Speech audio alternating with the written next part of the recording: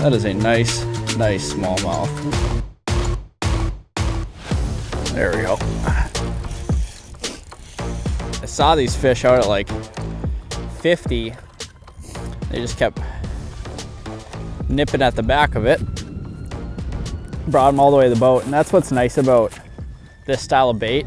Just a straight tail minnow profile is, unlike a traditional paddle tail, I can drop this thing straight down below the boat and it's just as effective. The difference though between this bait is a little straight tail minnow from DUO. You can see the back end of that. It's got two little appendages on it that kick. So unlike a normal straight tail minnow, on their retrieve, it actually does have a little bit of action, but then once I get it below the boat and I want to just Damiki rig it, it will allow me to do that and not look, you know, like a paddle tail swim bait. So nice smallmouth there. Thank you, girl. We got some sort of piece of structure. I'm guessing it's a piece of wood down there, but when these fish go out deep on these sand humps, sometimes it can be hard to locate them, but if you can find a little piece of structure that fish will relate around, whether it's a single rock, a clump of rocks, or a piece of wood like this, it's always a good bet. And once I hooked that first fish, I ended up seeing like 3 or 4 with it. So keep casting that and see if I can pick one more off. There we go. There we go. You see just a little bit of pop just to change up the action of that bait. Not a huge one, but I will take it. So that one was on the cast. You saw before I caught one right below the boat. That guy was on the cast, and that's what I'm talking about with the versatility of this bait. It's just a little bit different than your typical straight tail minnow. I got that on a 1/2 ounce head.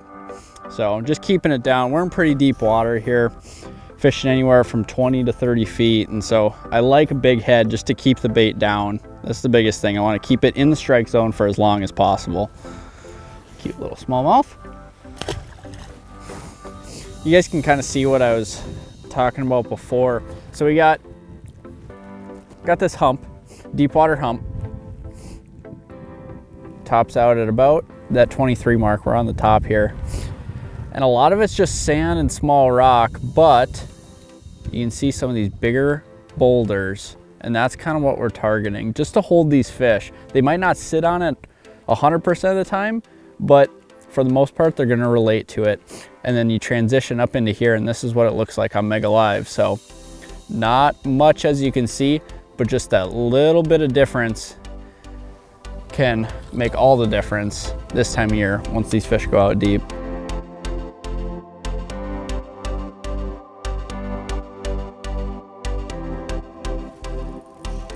There we go. Right below the boat. I watched that one crawl off the rock. It's pretty cool. Out in like 30 feet of water. It's a pretty clear lake that we're on today, and when you get on these clear lakes or pressured lakes, anything like that, it's nice having a bait that does something a little bit different. And like I talked about before, this guy it's unique. I have never seen a bait like this. It's pretty darn cool. Translucent color. It's really, really pretty. Awesome. No huge ones yet, but boy, she's fun. Really pretty bait.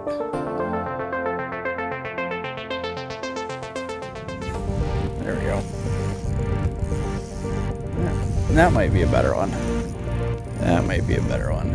As far as rod reel line goes, I like a longer rod for sure. This is a 7.6. Yeah, that's a nice fish.